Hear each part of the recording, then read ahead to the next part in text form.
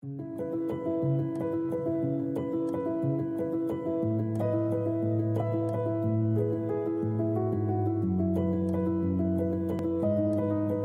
nasci no interior de Minas Gerais, numa cidade chamada Araguari. A cidade é pequena, uma cidade de 100 mil, 150 mil habitantes, e é muito pertinho da cidade. E a gente viveu na fazenda. Meu pai sempre mexeu com fazenda. Eu sempre gostei dessa parte de natureza, de animais. E lá a gente tinha a oportunidade de ter convívio. Lá inicialmente a gente plantava, mexia mais com gado.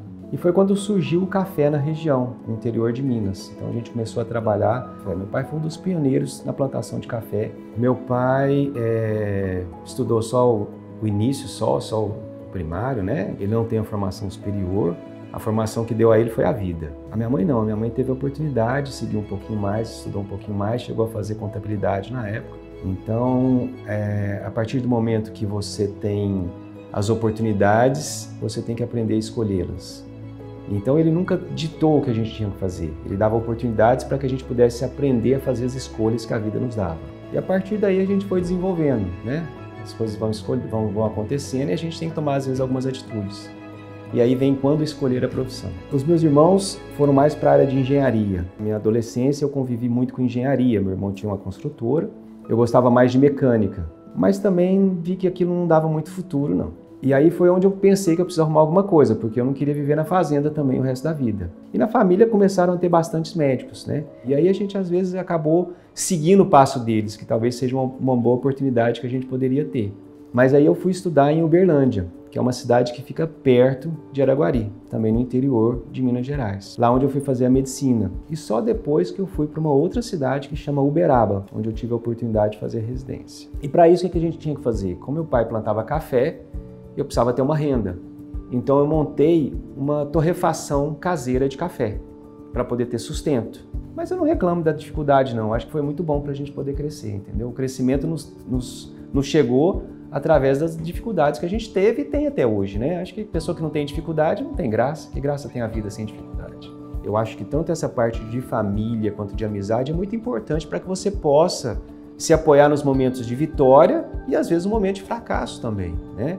Então a gente precisa dos dois apoios, não só nas conquistas, mas também quando a gente fracassa, quando a gente não atinge aquilo que a gente quer. Então logo no primeiro ano, no primeiro ano eu já comecei a fazer monitoria de histologia. Quando eu conheci anatomia, eu falei, não, eu quero anatomia. Então fui fazer monitoria de anatomia. Então a cada especialidade que eu passava, eu tentava entrar um pouquinho mais profundo em cima daquilo ali.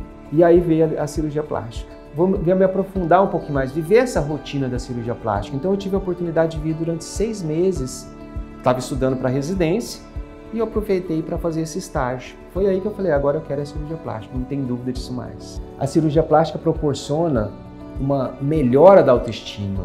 Muitas pacientes nos agradecem o quanto a gente possibilitou melhoras para ela. Então, pequenos gestos que a gente faz, pequenos procedimentos, né, podem proporcionar uma melhora da qualidade de vida daquela paciente. Eu acho que isso é muito interessante. Você dá oportunidade para aquela paciente expor o que ela tem de melhor, né? Não só fisicamente, mas também você faz uma oportunidade dela mudar mentalmente, introspectivamente, ela consegue melhorar e trazer aquela maravilha que ela tem no seu interior. Na época, a Veja lançou uma entrevista com o nosso patrono da cirurgia plástica. E o Ivo Pitangui perguntaram, doutor Ivo Pitangui, se você tivesse que fazer uma cirurgia plástica, com quem você faria? E ele falou, com meu amigo lá em Uberaba, doutor Odo Adão. Eu falei, se o doutor Ivo está falando isso, eu quero fazer com ele. Mas eu estava tão decidido que eu queria fazer em Uberaba, e eu fui lá em Uberaba. Eu falei, doutor, eu quero fazer um estágio com você. Ele falou, então você vai fazer o seguinte, você vai estudar e você vai fazer a residência comigo. Mas primeiro você vai estudar nesse período. Vem cá, presta a prova e passa.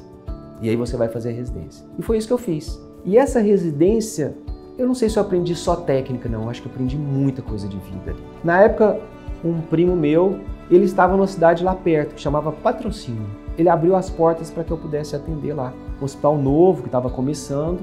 E lá fui eu começar a trabalhar em Patrocínio, Minas Gerais. E como surgiu a região norte na minha vida?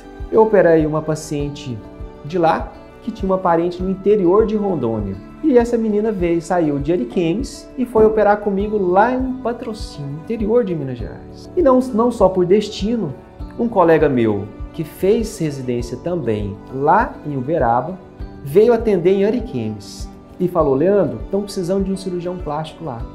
É um campo bom, por que você não vai conhecer Ariquemes? Uma colega minha que morava em Patrocínio mudou para Manaus. Lá em Manaus ela falou assim: Leandro, estão precisando de um cirurgião plástico. Tudo isso em uma semana. Então comecei a ficar alguns dias em Ariquemes, operava e depois voltava para Minas. E aí acabou que a gente absorveu, né? A gente foi absorvido por Rondônia. E aí depois a gente teve a oportunidade de focar em Porto Velho. Falei assim: não, quero ficar em Porto Velho. Deixei de fazer o interior. Comecei a ficar só em Porto Velho e no interior de Minas Gerais. E é onde a gente tem seguido, nesses mais de 20 anos, tem seguido essa história. Apesar de não ter nenhum familiar, a gente tem muitos amigos que a gente considera da família, né? Onde a gente convive muito, com certeza. Eu morava numa república, num apartamento. Ela era amiga de uma pessoa que morava no meu apartamento. Eu nunca tinha visto falar dela. E coincidência, a gente tinha um amigo em comum, só um amigo. E esse amigo em comum, um dia me levou na casa dela. E aí foi que eu fui saber a história, o tanto que a gente andou junto, até chegar realmente o momento que a gente teve a oportunidade de conhecer. Nós tivemos um casal, tem uma mocinha já e tem um menino mais novo um pouquinho. Nesse intervalo a gente teve vários outros filhos, mas que não foram concedidos para nós. Então a gente teve a oportunidade de ter esses 2 filhos, que muito nos dão orgulho até hoje. Não teria outra escolha, eu acho que nada que eu tivesse escolhido teria me dado tantas oportunidades e felicidades igual eu tenho até hoje. E eu gosto muito de estudar, de trabalhar, então assim, nesses 22 anos a gente participou de vários congressos, a gente é sempre chamado, lembrado para dar aulas, fazer participação em eventos, né? Então, assim, todo ano eu gosto muito dessa parte de ciência também, né? De estudo, de ensino. Eu gosto muito dessa parte de poder dividir conhecimento, porque eu acho que a gente aprende muito mais quando a gente ensina do que quando alguém ensina pra gente, né? Então, assim, eu gosto muito dessa parte. E a gente está sempre presente nos eventos, sempre presente nos congressos aí. Em média, a gente vai em torno de 4, 5 congressos por ano. Sempre buscar o melhor. Sempre tentar trazer o melhor resultado para aquele paciente. Trazer um ganho para aquele paciente, dentro daquelas possibilidades, no caso em particular.